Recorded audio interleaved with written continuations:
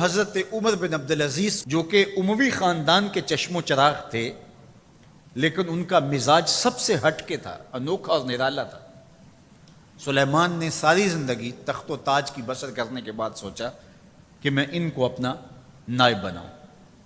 تو خیر، جب ان کا انتقال ہوا تو لوگ دمشق کی جامع مسجد میں جمع ہوئے اور وصیت نامہ پڑھا گیا۔ تو حضرت عمر بن عبدالعزیز کھڑے ہوئے، فرمایا لوگوں، نہ تو میری منشا تھی کہ مجھے خلیفہ بنایا جائے اور نہ مجھے اس بات کا علم تھا، یہ میری منشا اور آپ لوگوں کی مشاورت کے بغیر کیا گیا ہے، میں اس سے دستبردار ہوتا ہوں، آپ جس کو چاہیں اپنا خلیفہ مقرر کر لیں۔ تو لوگوں نے کہا آپ ہی ہمارے امیر ہیں، آپ ہی ہمارے خلیفہ ہیں۔ تو آپ نے فرمایا کہ جب تک اللہ کی اطاعت کرتا رہوں تب تک تمہارا خلیفہ رہوں گا۔ اور پھر آپ نے حکم نامہ جاری کیا کہ میری جتنی جائیداد ہے ساری بیت المال میں جمع کروائی جائے گی، اور جتنے بھی اموی شہزادے تھے ان کی جائیدادیں جو ان لوگوں کے ضبط کی ہوئی تھی سب کو بحق سرکار ضبط کرنے کا حکم نامہ جاری کیا۔ مسجد سے باہر نکلے تو آپ کے لیے شاہی سواری لائے گی، فرمایا میرا خچر کافی ہے میرے لیے۔ گھر پہنچے تو اپنی بیوی فاطمہ بنت عبد الملک سے کہا، جو بادشاہ کی بیٹی ہے، بادشاہ کی پوتی ہے اور 4 بادشاہوں کی بہن ہے، ناز و نعم میں پلی ہوئی ہے، کہا کہ میرے ساتھ تم رہنا چاہو تو تمہیں اپنے سارے زیورات، زر و جواہر، سارا مال بیت المال میں جمع کروانا ہوگا اور فقیرانہ زندگی بسر کرنا ہوگی۔ اب اس پاک باز خاتون نے کہا کہ میں اس کے لیے تیار ہوں، میں فقیری کی زندگی کو ترجیح دیتی ہوں۔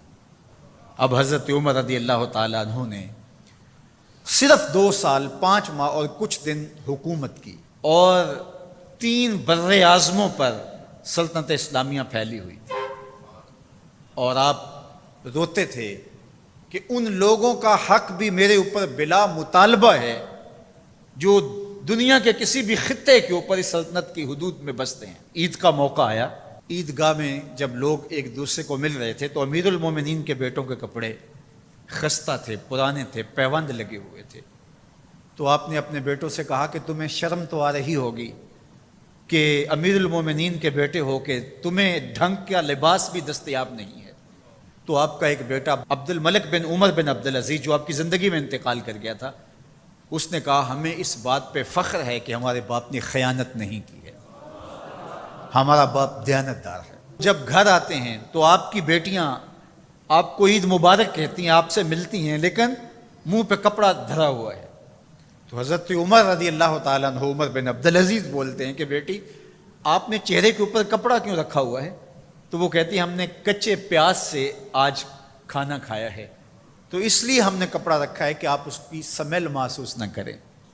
تو حضرت عمر بن عبدالعزیز رو پڑتے ہیں اور فرماتے ہیں کہ کس باپ کا جی نہیں چاہتا کہ میری اولاد آسودہ ہو، لیکن میں آخرت سے ڈرتا۔ حضرت عمر بن عبدالعزیز رضی اللہ تعالیٰ عنہ کے 2 سال 5 ماہ اور چند دنوں کے اندر ایسا عدل پھیلتا ہے کہ لوگ کہتے ہیں ہمیں لگتا تھا آسمان اور زمین کے درمیان ترازو گاڑ دیا گیا ہے، ہر شے پوری پوری تولی جا رہی ہے، اور اتنی خوشحالی آتی ہے، اتنی خوشحالی آتی ہے، لوگ زکوٰۃ کے پیسے لے کے نکلتے ہیں، کوئی زکوٰۃ لینے والا نہیں ملتا۔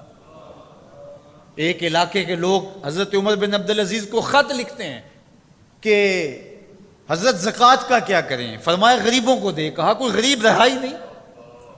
تو کہا کہ اچھا آپ اس طرح کریں کہ جن کی شادیاں نہیں ہوئی ان کا مہر ادا کر کے شادیاں کروا دیں۔ تو وہ جواب میں لکھتا ہے یہ بھی ہو چکا۔ تو کہا لوگوں کو قرضہ دے دیں۔ کہا کسی کو قرضے کی ضرورت ہی نہیں ہے۔ تو پھر فرماتے ہیں اچھا غیر مسلموں کو قرضہ دیں تاکہ وہ کھیتی باڑی کر کے زراعت کے کام کو بڑھائیں۔